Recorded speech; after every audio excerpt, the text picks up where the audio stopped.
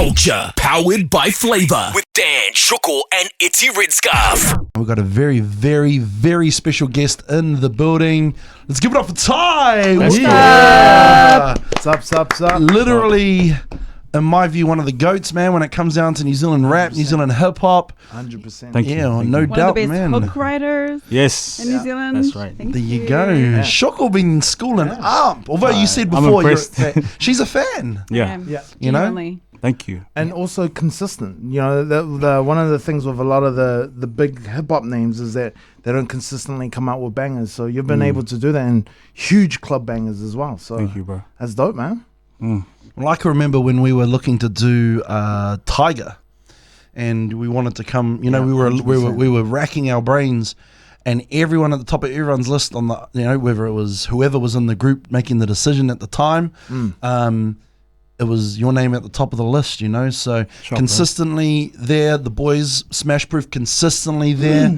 You know, whether it be as Smashproof or individually, you've always been doing the mahi. You know, so congratulations on what's already been an awesome career, you know, and plenty more to come as we've been finding out. So I know we talked about a little bit on the radio show, but, you know, what's the next step musically for Ty? Well, first of all, I just want to thank God for allowing me this opportunity to come here and sit with you guys. You know, all praise to Him.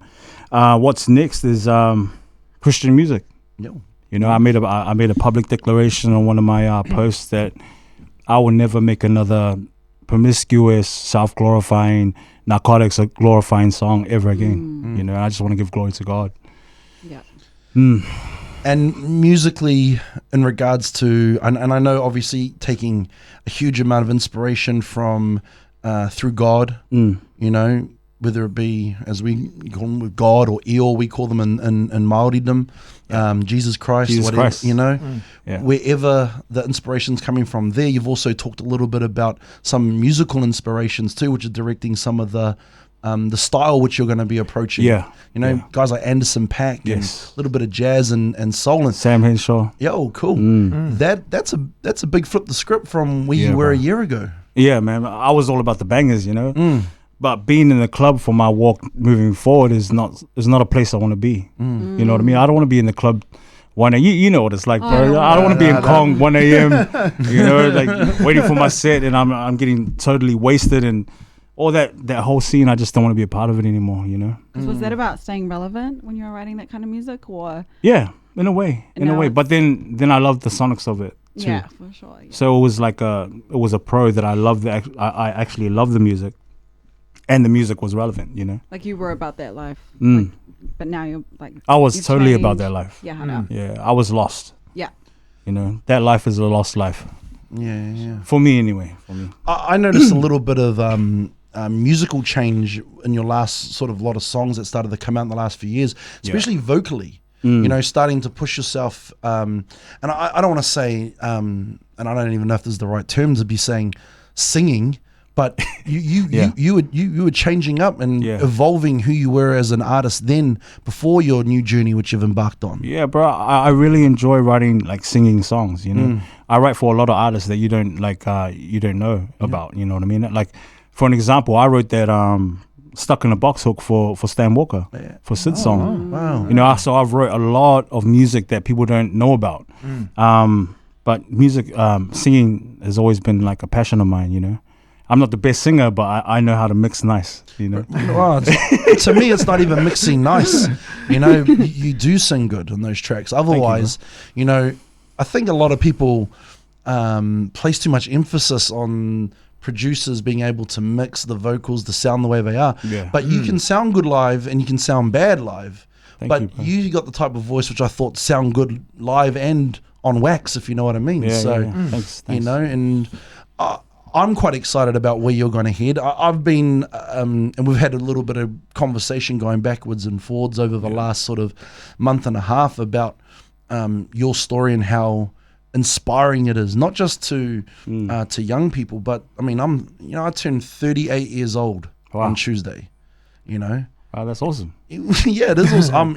I'm stoked to be turning 38. Didn't think I'd be sitting here 10 years ago saying, man, I'm stoked to be turning 38, but I'm Yeah. stoked to be turning 38. I'm stoked to be here, particularly after some of the trials and tribulations I've gone through in regards to mental health. But one of the things that I wanted to point out was it's not just young people which are taking inspiration from the walk you're taking. It's people of all ages, all ethnicities, and all that sort of thing. So the opportunity to sit down and talk a little bit about your journey is really important. I think it's an important story to tell. So thank you for being here. Nah, cool, man. Thank you for having me. Which leads me to my question: Where did the new journey begin? Man. The new journey began when I got baptized. I got baptized last year in July. And prior to that, though, it was dark, bro. It was the darkest year of my life, And even when I got baptized, I was a changed man, but the temptations of the flesh, especially being an addict, you're always tempted to go get a fix. You know what's right. You know what's right in your heart. You see your kids and you see your family and you're like still choosing the substance. Yeah. So you know that something's wrong there, you know what I mean? And so that's what I was battling when I got baptized. I changed my life. So I spent the whole last year just being a crack addict, bro. And I'm going to say that boldly because that's not who I am today.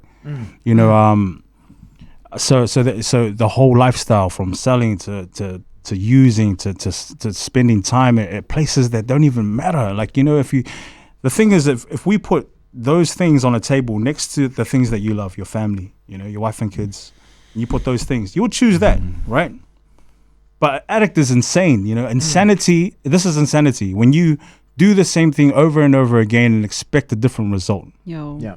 That's insanity, bro. And that's the life of an addict. You know what I mean? Because we use and then we think, oh, no, it's going to be better this time. It's going to be okay. But then we just keep on using, expecting that different result. But then we're just going around in circles. You know what I mean? Yeah. And so I got really hooked on meth. And bro, to be honest with you, I should have did, rehab 10 years ago. You know what I mean? Because if I think about it, because I'm a poly addict, I have that addictive personality. And I'll get addicted to anything, whether it be... Me too. Yeah, you too? Yeah. Yeah, see? So whether it be substance, alcohol has always been a crazy thing, just my whole career. But whether it be substance or whether it be the gym, I was addicted to that, I would put down something to pick up something, So I would put down Coke, then I'll pick up Molly. I would put down Molly, then I'll pick up the gym. I'll put down the gym, then I'll go get alcohol. Like it was just a really toxic cycle that I was living for the last 15 years, bro. I would always drop something to pick something up. But, when I went to rehab, bro, so I just got out just before Christmas last year. When I went to rehab, I put down everything and I had nothing to pick up. You know what I mean? So I picked up myself. I worked on myself. And the best thing about that was I walked out of there and I forgave myself, bro. I walked out of there and I love myself. That's the hardest thing to do. That is to such... forgive yourself. Yes, man. Because, like people can say, nah, it's easy, man. You just get on with it. And that's another thing, like as islanders, as Māori men, we are taught to, whatever we go through, we just get over it, just get over it, sweep it under the rug, you'll be all good. Get over it, sweet. We move forward, but not knowing that trauma would later on in life affect us to the point where we would use substance to mask that trauma that happened when we were, children. Yeah. And, so this whole journey, if you ask me when this journey started, bro, like this journey started when I became a musician, bro, when I became an artist.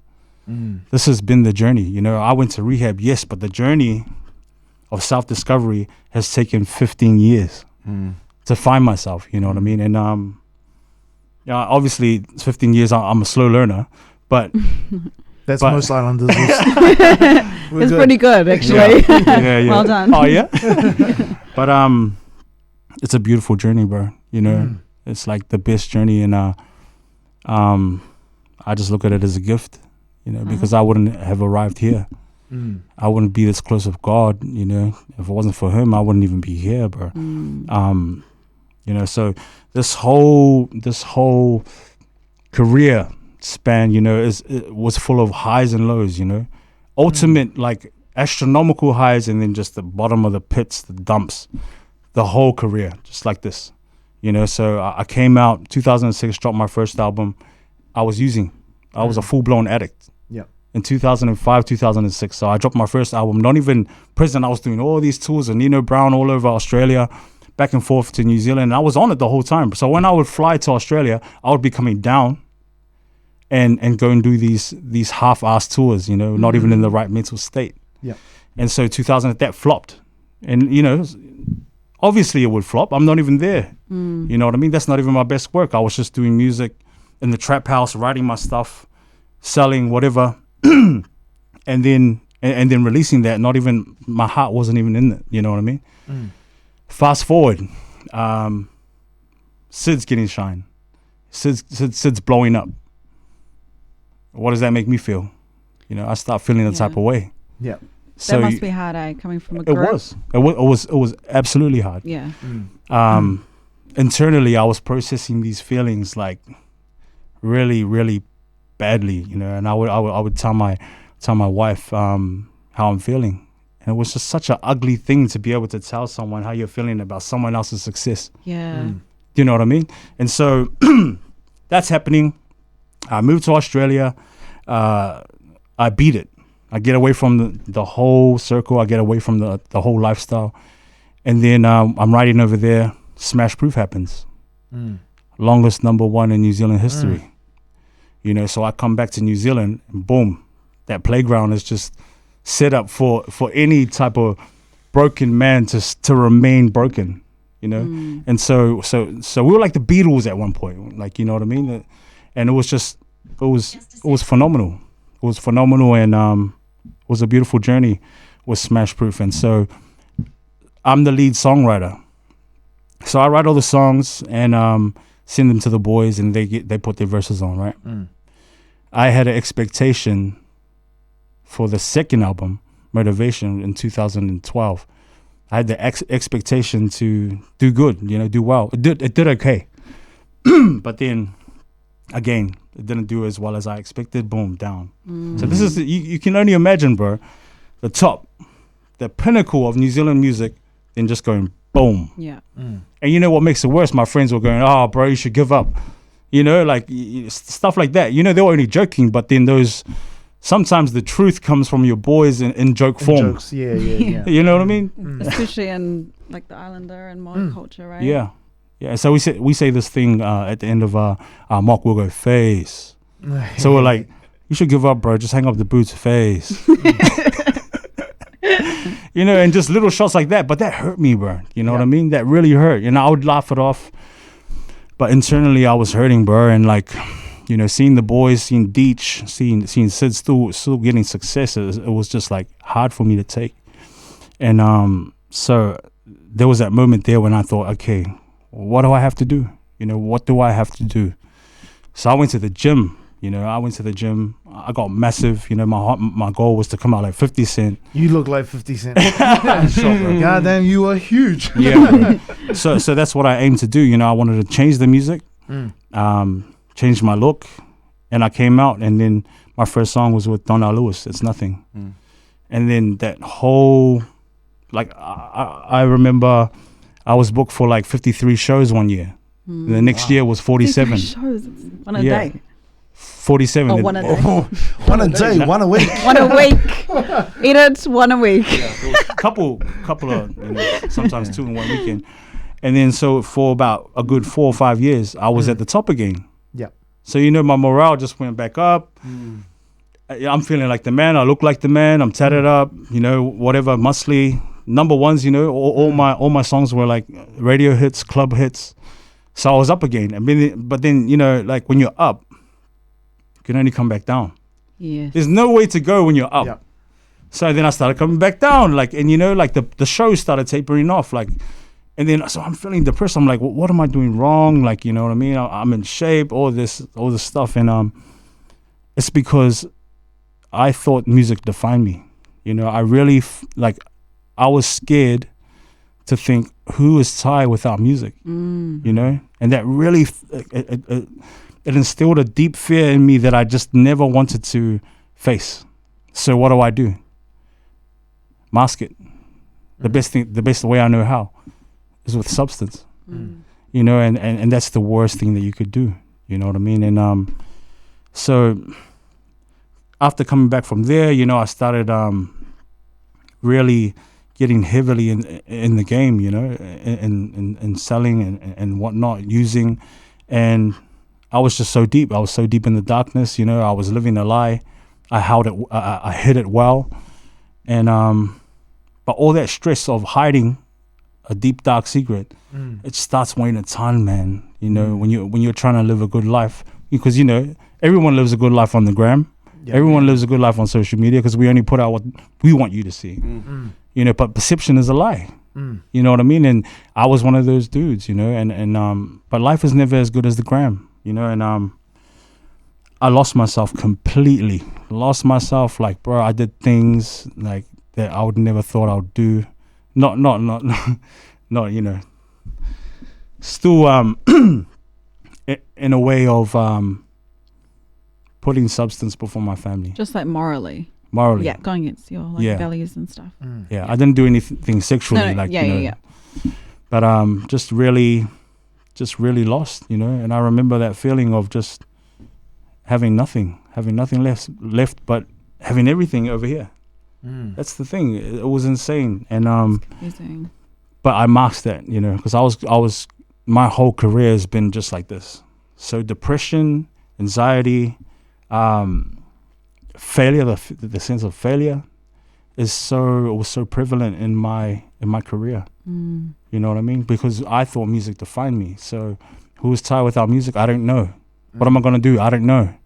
And that's for a man that's 30 plus. It's scary. You know what I mean? To not know who you are, like without music. And that's where I was. Was the substance addiction worse at your height or at your lowest? Or was it just completely different? It is completely different because at your height, the substance is a party thing. It's for fun. It's for fun, you know, because you're celebrating, you're enjoying with the people around you. And when you're at your lowest, you know, that substance is just masking what you're going through. Because that's why I would do it, you know. I would just mask how I'm really feeling, because I'm not going to lie, man. Like when I would use, I would feel good. Yeah. To the point where I would be reliant on the substance to be happy, bro. You know, to be happy. When you're like relying on substance to be happy, that you got a problem. You got a big, big problem. And I couldn't see that, you know. Deep down, I knew that I needed to change, but I just couldn't see any way out. You know what I mean? I was just so caught up, hanging with the wrong people. I was doing things that, bro, if I got caught, it would be 20 years easy. You know what I mean? And I'm not trying to glorify that life, because that was a stupid decision. But, you know, that darkness just really, really revealed to me a lot of things that I really appreciate today. You know what I mean? My identity is not on music. And had I not gone through last year, I would still be in the same place. Yeah. You know what I mean? But I know who I am now. I have my identity. I'm a child of God, and God took me out of that darkness. You know, God took me right out, and I wouldn't be here today if it wasn't for Him, bro. Like the day that I was gonna, you know,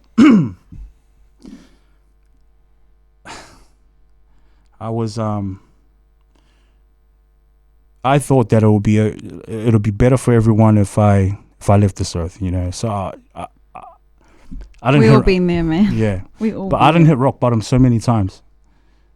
Many times I lost count, you know. But never have I ever thought that I wanted to leave. All those rock bottoms, and that was the lowest point of my life. You know, it was the absolute, like, even when I think about it now, it's crazy, because, you know, I had my son who was on the way. You know, he was I think he was like, my wife was like 8 months pregnant. So he was coming soon. And for me to be in that frame of mind where I want to leave, it makes me sad, you know. It makes me sad, like, because I've never been there. You know, I made a decision. I wanted to leave. And yeah, it just really was a stupid, you know. The devil is a liar. The devil is a liar, man. But I just thank God that He took me out of that dark place, and that day, He sent an angel in the form of my wife's friend, her best friend, and she just had a discernment for me. She came and she put on praise and worship, she put on praise and worship, and she looked out for me, and I'll never ever be able to repay God for that, because I wouldn't be here, Oh, bro, You're a man. 100%. Like, one, thank God that the changes come, and I am glad that I'm super happy that you were here, not because you're Ty the superstar, but I'm glad that you are here as a person today, and to share the story. And the thing is, like, a lot of our Pacific Islanders, we have one of the highest suicide rates in New Zealand. Yeah. And the thing I'm just trying to figure out here is you were at your lowest and you were at rock bottom, and then you managed, you had help, you had help from your wife's friend who came through. How do we help out our young that are going through this, that are having the same emotions coming, we've all, a lot of us come from, for myself, I come from state housing, so everywhere around me was just drug dealers. People who made it out were either drug dealers or real good sports players. Or then everyone else just generally had factory jobs. So there wasn't too much that we could really look up to. But the closest thing that we could look up to were those that were slanging, because they had the nice car. They had the fancy bikes. They had the big stacks. And that's just, there was never a happy ending there. And a lot of our brothers and sisters fall into that life. Yeah. But how do we save them? How do we give them that conversation that there's hope at the end of the tunnel? Because you literally went through hell. Yeah. Man, to be honest, I don't have the answers, bro. I don't have the answers. All I know is Jesus Christ is real. And that's that to me, Jesus will save you, man. Like, He took an old wretch like me, like, who was super intricately broken, and He saved me. You know what I mean? So I just think that there's hope in God. There's hope in God, because He's graceful, He's merciful, He's so good. You know what I mean? And if we could somehow just get that message to the kids, man, that'll speak volumes. And that's why I really want to do Christian music, because as artists we have this responsibility, bro. You would know, you guys would know, you guys are playing negative music, bro, but that's not your guys' fault. All these artists are just talking about garbage. They're glorifying, they're normalizing drug use, they're normalizing narcotics, they're normalizing promiscuity, it's okay, go cheat on your missus, that's cool. They're making it a cool thing, but the thing is, no one's injecting positivity, bro. And I think that's a big responsibility as artists moving forward, to actually say something that's going to touch these kids, and so that's why I really want to just put messages in my music that there is hope, what I mean, because God is real. And it's cool because, like, it shows the kids, it, like, further solidifies the message that even you could be winning so hard at life and you have everything, but you still be going through like those dark times, because a lot of people are like, oh, so jealous, like obsessively comparing themselves to other people. Well, that's been created by social media. Social media is the cause of all of that ruse, which, like you talked about, perception not being reality. That's been created by social media. Do you know what I mean? And some of us do it because we want to put out a persona. That might be because we work in the media, or because we're personalities in nightlife or entertainment, or something like that. But there are a lot of kids out there that are doing it because they're being guided by this view that you need to be perceived as being a top dog, or living your best life that's better than the other person, or trying to compete with how you're living your life, and all these sorts of things. Where really the most important thing in trying to live your best life is trying to be, happy and here. And people struggle with it, all ages, kids, adults, teenagers. I can remember being 11 years old, I think, was when I first had my first bout of depression. Yeah. you know, and it was from insecurities around going to school and being, you know, we lived in Orake here in Auckland, Yeah. but I got moved out of the school and sent to a school in Parnell because my mum wanted me to get the best education I possibly could, you know, and I think I've spoken about this on one of the other episodes, you know, where I was just treated like an outcast because I didn't come from money. I was part Māori, you know, even though I have like the most European name in history, you know, people would see my mum dropping me off to school, and my mum's, you know, Māori woman, you know, dark skin compared to a lot of the Caucasians going to the schools. And so I was having anxiety about going to primary school. Now, Wow. that's hard to think about at times when you're so young and you're supposed to be really just creating who you are, and you're still in the oven baking, if you know what I mean, when Yeah, it comes absolutely. to creating who you are in your mind, you know. So even if there's young kids that are looking at your story now, and like you said, you're not glorifying any of the messages that you used to put into your music or talking to, you know, just by spreading the story about where you were, where your mindset was then, and how you've been able to sort of come through on that other side, Yeah. I think is ultra important. And you talked before about addiction and being addictive personality, you know. Shoko said she's got an addictive personality. I do. I know I've got an addictive personality. I'm one of those guys, I'll start watching a TV show, I'm addicted, or, you know, bad food or whatever, you know. What obviously I can tell you're addicted to your relationship with God and Jesus Christ. But Yes. what else are you addicted to right now? My time with my kids, my family, also my wife. You And, want to shout out to your kids? 3 kids, right? Yeah, man. Shout out to my son Tyree. Hey. Yeah, hopefully he doesn't end up like me. Nah, he's so Nah, I'm joking. Nah, he's my beautiful son. He's gonna be better than me in Jesus' name. Mila, shout out to Mila and Alofa. You know, Nice. so I'm just addicted to that. You know, like moments, bro. Like, you know, like time is the most valuable currency because we can't. This is it's non-refundable. You know, and so I just put all my effort and my energy into time, and I'm addicted to that. You know, I want to be addicted to the gym again. You know, but obviously, Same. Hard, I'm just donating. It's just a charity. yeah, Snap. same. But you know, so you know, even like you said, Shoko, like you could have it all together, like or you could look like you have it all together. Man, I was massive. I had big muscles, you know, like I seemed confident, you know, like even that time, like when I was just, you know, banger after banger after banger, I was sort of like, haha, you know, all my boys that mocked me, you know, even to Sid, like, you know, it was like, yeah, what's up now, you know? But that's how shallow I was, you know what I mean? That's how shallow. It was like sort of revenge for everyone that ever like made me feel some type of way. I was just there. I was here. You know, I had the muscles, the bangers, making money. But in here, it was empty, you know? It was sad, you know, because nothing was solid. You know, Yeah. I put all this identity into this music. But what happens when the music dies off? What happens when the fame turns crusty, you know? It's like if you have your identity in that, then you're just gonna crumble. And that's where I crumbled, you know, and that's why I ended up at my lowest, you know, and but it wasn't just because of all this, you know, it was a lot of things going on.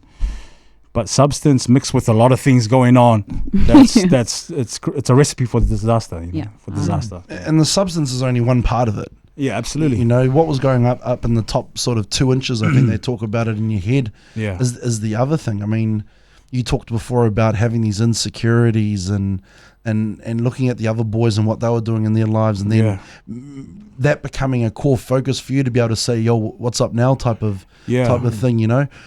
But when you were going through all of this stuff, you're looking at your family. What are you thinking at this time when you're at your lowest peak or your lowest point? Oh man, they don't deserve this. Yeah.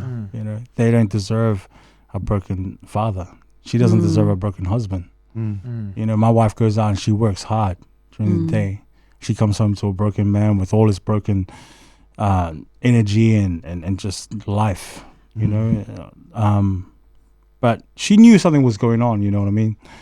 She had the discernment, bro, and like I was just my whole life was a masquerade party, you know. So I was the master of wearing masks. But She's a real one. she's a real one, for real. Sticking by you 100%. through all this. Yeah. Yeah, man. Shout out to my wife. Yes. But then, you know, like now, like, you know, actually going back to seeing what was going on around me. Another thing was seeing the boys doing well. You know, getting on with life, buying a business, buying houses. You know, getting a good job. That started to sink in with me as well. Like, you know, because I'm still here chasing this dream, but getting nowhere in my addiction, in my self-pity, my shame. You know, the thing about being in shame and all those bad emotions is when people are trying to speak life into you, you just can't hear it. Because you're so focused and you're so living in it, you just can't hear nothing. Yeah. You know what I mean?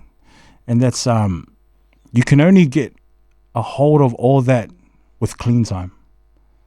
So going to rehab was the best thing that I could have done, because my clean time it gave me clarity in my thoughts, you know. It gave me just time to self-reflect and heal. And like I said, that self-forgiveness, man, that's huge. Yeah. It's so huge, you know. Like a lot of men, a lot of young Māori Pacific Islander men hate themselves, you know, because they have destructive behaviors. And you know that they don't mean to hate themselves. They probably just hate where they ended up, and obviously all the decisions that made them end up in that particular circumstance. But there's hope, man. There's so much hope. Jesus Christ is the way. Let's go. Let's go.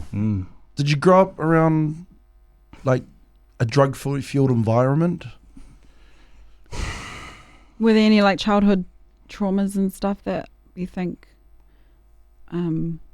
played into like what you went through? Oh, absolutely. Yeah. Absolutely.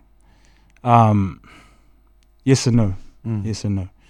Tell us about, like, because a lot of people know Ty the music star. You know, tell us about, you know, Tyree growing up. Boy. So yeah, I grew up in Papatoe. Moved to actually I grew up in Otara. Moved to Papatoe. Moved to Mangere, and then back to Papatoe. And yeah, so a lot of my cousins were gangsters, and I wanted to be like my older cousins. A lot of my uncles were KCs, the original members.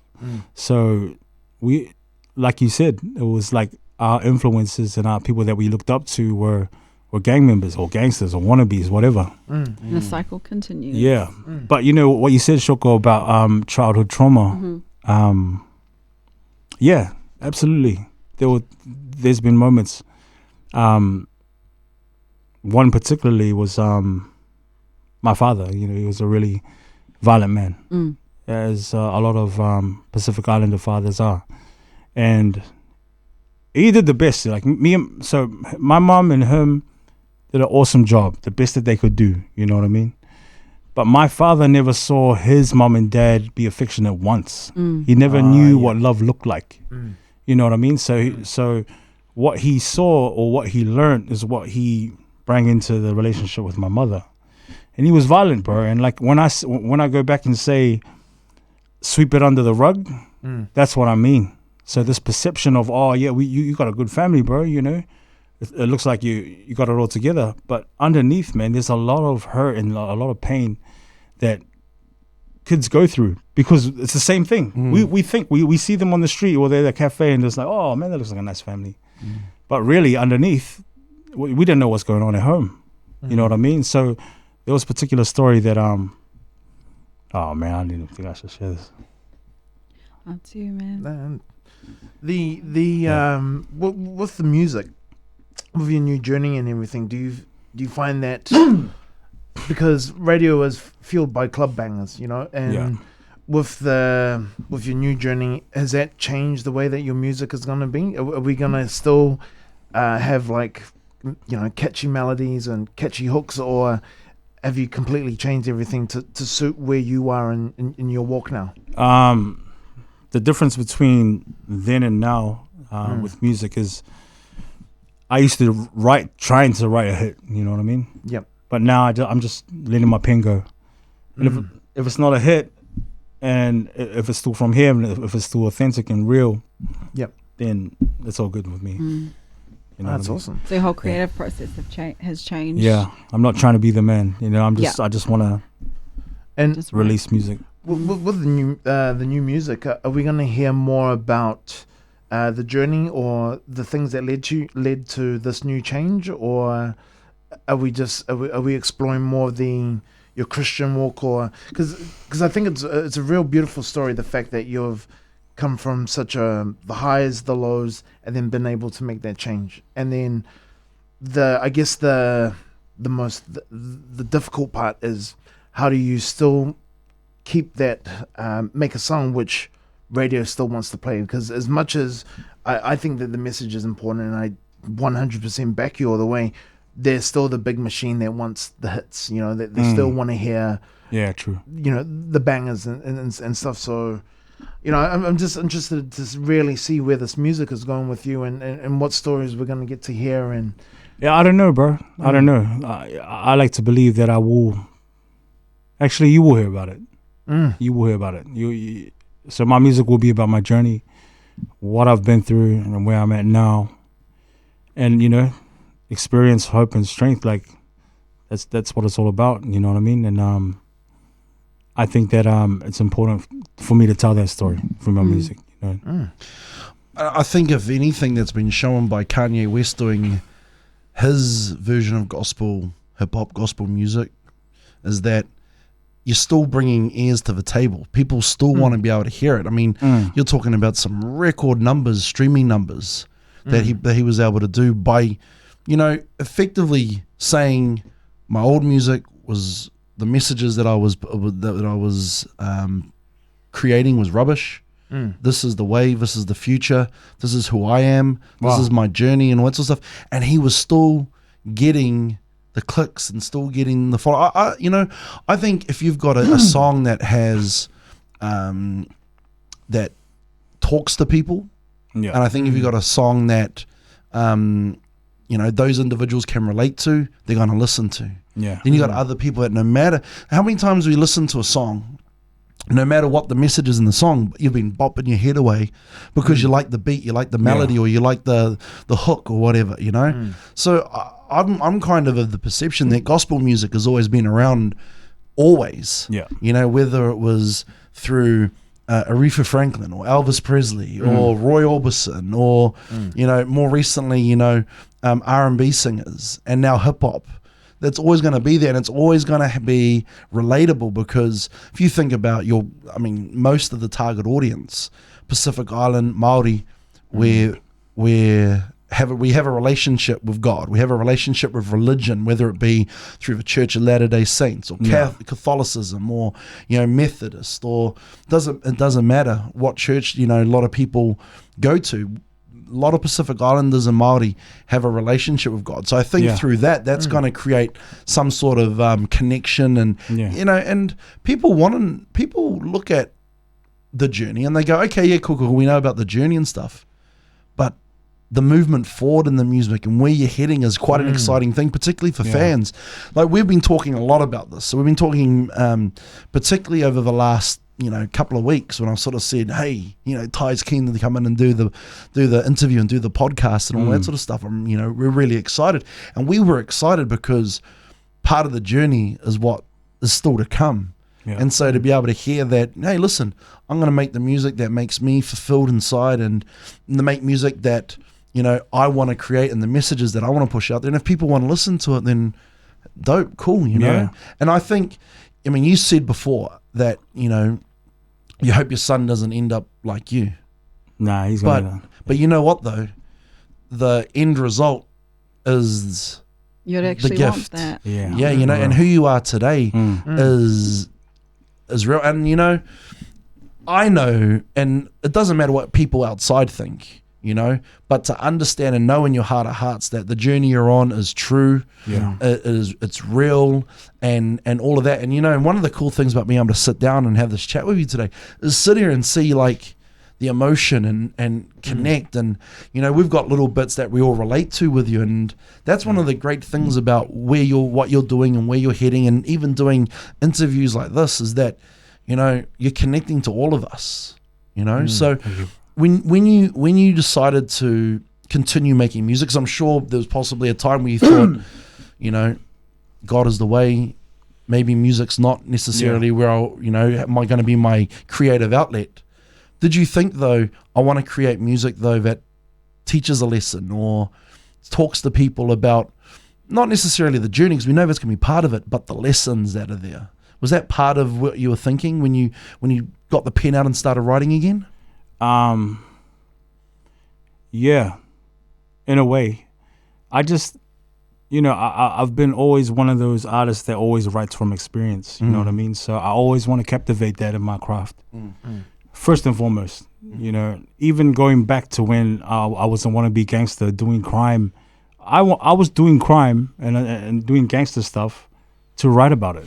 Do you know what I mean? So if my lessons, life lessons and experience, strength and hope, if I can capture that in a song, it's just what I'm going through.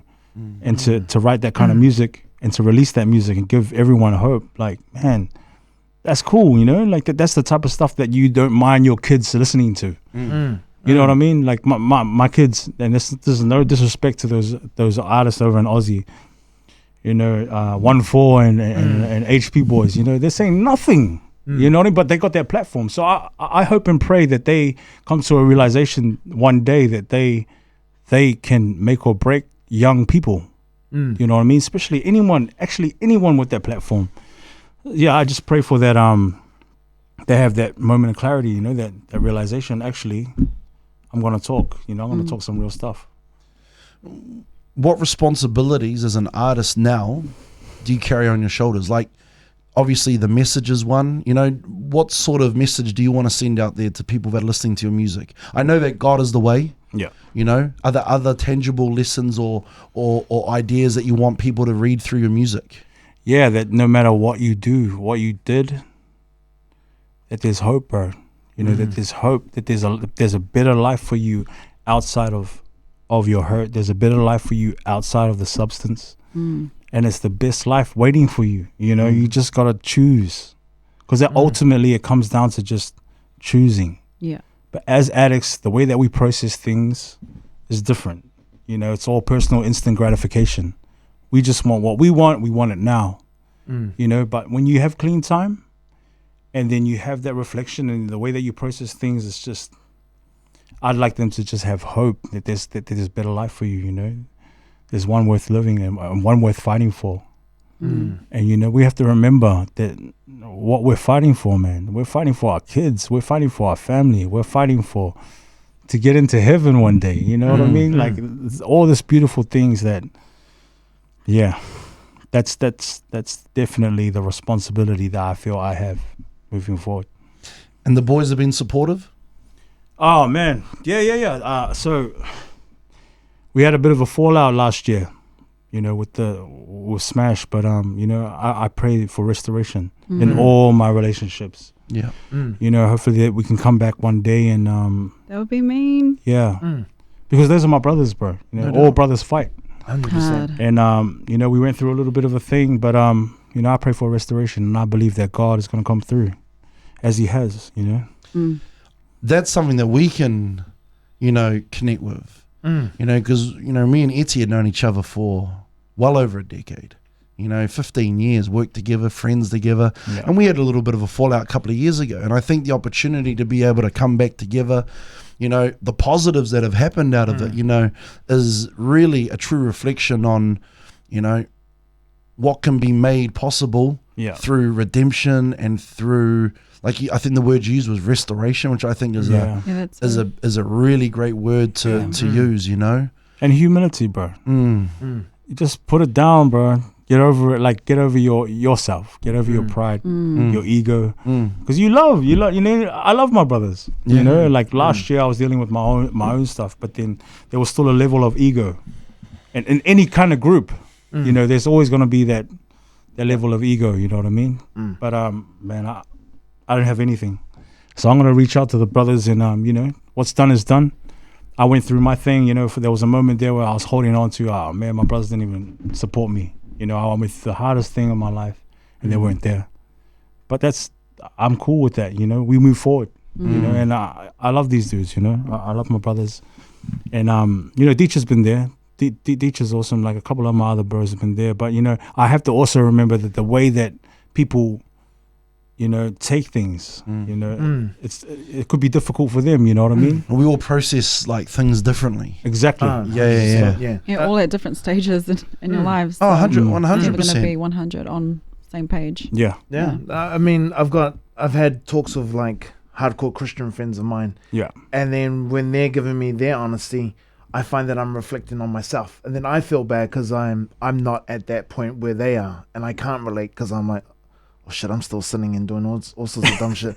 But you know, so it's dope that you can recognize that your friends are in different places, and everyone takes their time to process what's going on. Yeah. But they'll be there, you know, 100%. Yeah, 100%. absolutely. And I know this because we've been through hell and back already. You know what I mean? So I know that this is just a small part of the journey that I'm just gonna go through, and then we're gonna like you said, restoration. Yeah, we'll get through it. You don't go through as much in life as what you guys have been through. Yeah, to just have the story end there. Yeah, absolutely. You know. Taking the words right out of my mouth, man. Wasn't there going to be a documentary filmed on Smashproof? Yeah. Yeah. Yeah. So that's just packed up for the time being. That would be dope. Yeah. It We'll get could back come together. to fruition one We'll get day. together. I think it would be dope to see the brothers get together and put out some music that is reflective of their own different stages in life. I think that'd be I think that would be amazing. Yeah. You know, because you look at you three, like you could line up Deech and Sid and you, and three very different dichotomies of, you know, people that you are at this stage in your lives. And you know, it's interesting, because we've all got different stories, we've all got different messages to tell. And I know I keep repeating myself, but it's because it means so much to me for us to be able to present a platform to talk about your journey and your story and your life, you know, because there's so much to learn off our failures, off our successes and all that sort of stuff. Yeah. You know, you talk about loving the brothers before, and you love your family. What else do you love? I love myself. That's the one. Yes. Oh my God. You know, that was huge for me. And not by love yourself as what, like, I love you her. look like in the mirror at the gym, but love who you are. Because I don't know, man, I've gone through like years of, you know, looking at time going, oh my gosh, I need to hit the gym. I need to get in there. But to see you today and see you smiling and love yourself, you know, it's amazing. Yeah. And how hard was it? Oh, bro, I remember the actual time. It was the 25th of November. It was Monday morning. It was week 6 of my rehabilitation program. Shout out to Salvation Army Bridge, Auckland City. So it was a Monday morning, 25th of November. It was about 8:20 when I felt the presence of the Holy Spirit just come over me, and he told me, "It's okay, son. You know, forgive yourself. You can forgive yourself now." So I was holding on to so much pain and so much just destruction, you know, and I literally hated myself, man. I looked in the mirror. I was like, oh, just reminded of all the bad things, all the pain that I inflicted on my loved ones. Because, you know, when we go through our things, the ones that we hurt the most is the ones we love the most. Yes. And I don't know how that's insane to me, because we would treat someone that we don't even know with more love than our loved ones at those times. So for me to come to that revelation of self-love, man, is just huge. And, you know, I thank God for that, because that morning I just started crying, because we have this thing called spirit lifters, when we just get in a circle and say a quote and how it relates to us. And I just started crying, man. Everyone was buzzing out. What's up with you, bro? You know? And I was just like, nothing, man. You know, I just, like I said, man, I put down all those addictions, and the only thing that I could pick up was me.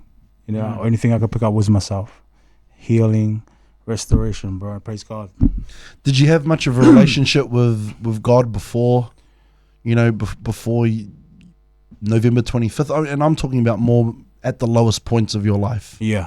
Did you have much of a relationship with God then? Yeah, I believe I did. I believe that his hand was over me. There's been situations where I've had a gun pointed at me, you know what I mean, in those dark times. And I made it out there. You know, I made it out of it. Like, it was, I know that God has had his hand on me. Like, there's even been people prophesied over me, and they're like seen visions about me standing on this bridge. Actually, not on the bridge. There's a bridge, and then me here, then God over here. And the prophecy was all I needed to do was walk. And so we went to this this Christmas sermon, and Pastor Stephen from New Life, he got us into deep prayer, and he said, okay, we're gonna ask God to reveal to us your one word for 2020, just one word. So we're in prayer for like 15 minutes. Nothing was coming. Actually, everything was coming to me, all these words, but then just one. Like, God gave me this vision of me walking. I saw footprints on the sand. I saw a bridge. And it was funny because we didn't align that prophecy from ages ago to my word that was walk. So I got the word walk, diligently, faithfully, and courageously.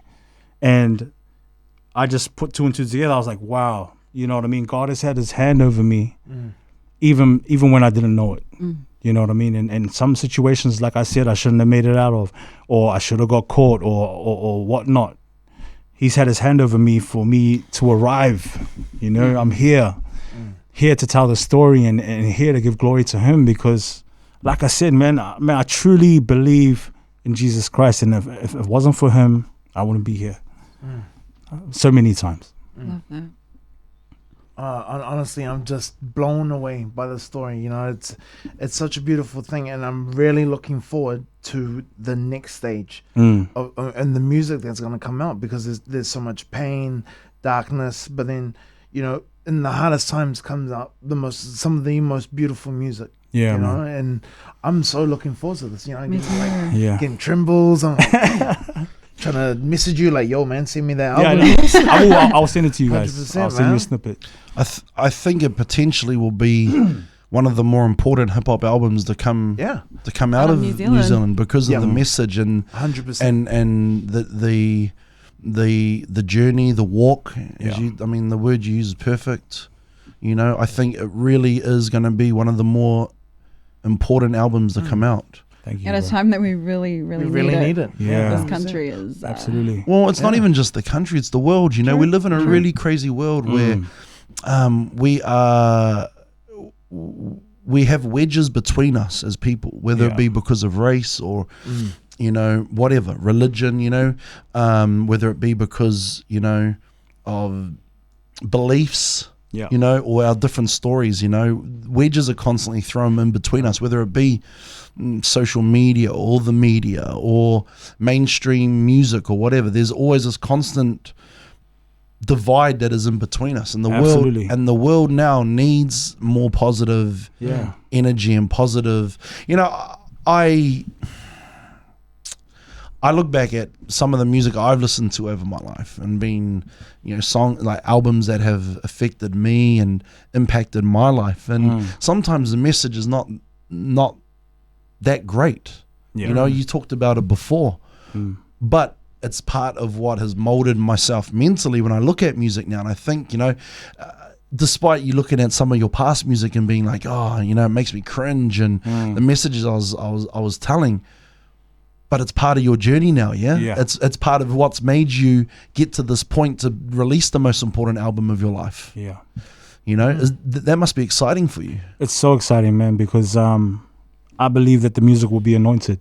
You know what I mean? And it's glory to him. And if it's not in his will for it to be massive, then so be it. Bro, I'm at that point now. If I died tomorrow, I'm happy with what I've done. You know what I mean? There's no regrets. Like, you know, if I had to be told that, okay, you can't do music anymore, I'm good with it. You know what I mean? Because I'm just at a place where music is what I did, man. It doesn't define me. You know, I could be great at other things. It doesn't have to be music. You know, and but it is exciting. It is exciting, and I just can't wait to give glory to him. Yeah. Are we using new producers, or we staying local, or are we keeping that, or you know, is that all Christian? I know. I mean, are we keeping that hidden and waiting for under wraps? Yeah, under wraps. Yeah. So a lot of some of the producers will be Christian producers. Nice. Oh, cool. Yeah, but then some still with producers that I work with. Yeah. Oh, don't. Yeah, through and through, man. Ah, that's- Through and through. Did you do a lot of? Sorry. Did you do a lot of writing when you were in rehab? No. No. Yeah. Your main Because- focus was just getting better. Well, I tried to write. Mm-hmm. Man, I was so gone. Like, I was fried. Yeah. My brain cells, like, I remember, like, before going into rehab, I would take, like, a whole day to write a verse, 12 hours, you know, because I would be on, like, rhyme zone. What's that word when you know, like, my mind was gone, man. Like, I couldn't write a song if I tried. Yeah. You know what I mean? And so the good thing about it, though, is when I went to rehab, I learned that your brain cells could be regenerated through stimulation, you know, whether it be reading, learning new things. And so I did a lot of reading in there. I read a book called The Fox Boy. It's about when the English people came over and then the first settlers. And they captured Māori boys, bro. And they brought them up the English way. You know, they taught them the English way. And so this boy is brought up. He's a lawyer. He goes over to England, studies how to be a lawyer, come back, and he's this. Yeah, it's a really good book. Yeah. I think constantly reading and upskilling and learning new things is important, because you know, we all need a little bit of regeneration up in the top 2 inches as we get through life, because we all change and circumstance changes, the world changes. Yeah. And talking about the world, what sort of world do you want your kids to live in? A world where they can be themselves without persecution. You know what I mean? Where there's no box around them that tell them they have to be a certain way. That they have freedom to be the person that they want to be. You know, without this. Man, I reckon that in 5 years' time, social media would have changed to a point where it's affecting our kids in a dramatic way. And I hope that we could bring up our kids in a world where they can be themselves, man, and they just have freedom to do what they want to do without, you know, all that negative stigma that comes with, For real. I get it, man. yeah. Well, thank you for coming in today. Honestly, you know, it's been Thank you, bro. an hour of inspiration. Your story is an amazing one.